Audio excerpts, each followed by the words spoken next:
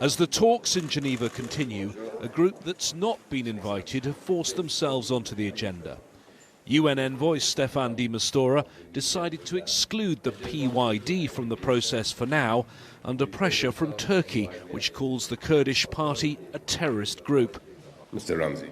De Mistura's deputy told reporters the question of federalism was an issue to be decided by the representatives of the Syrian people at the talks. The UN position is very clear when it comes to this. Every Syrian that I spoke to stands with the unity and the sovereignty of the Syrian nation. The head of the PYD, Saleh Muslim, actually turned up for the last round of talks in January before he found out he was not invited. Other opposition members say his party should be excluded because they've been working with the Assad regime.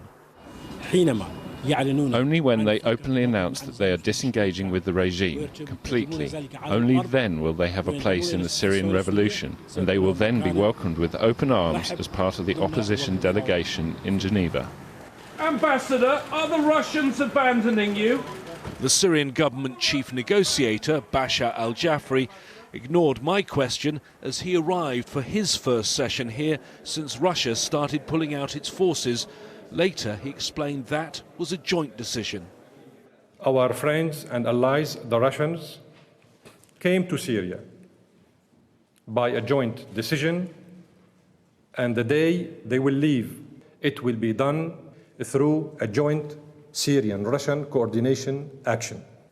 He then used the opportunity to attack the High Negotiations Committee, who'd been at the same podium a matter of hours earlier, and in particular Mohammed Alouche of the Jaish al-Islam fighting group, who's a prominent member of the committee. It's not an honour at all to sit with a terrorist in direct talks. He belongs to a terrorist faction that hit embassies and killed citizens. That's why we will never have direct talks unless this terrorist has apologised for what he has done and withdraw this suggestion. And then he should shave his beard. Those most undiplomatic comments showing the mistrust behind the scenes on a day where the announcements by the PYD only make this process even harder. James Bays, Al Jazeera, at the United Nations in Geneva.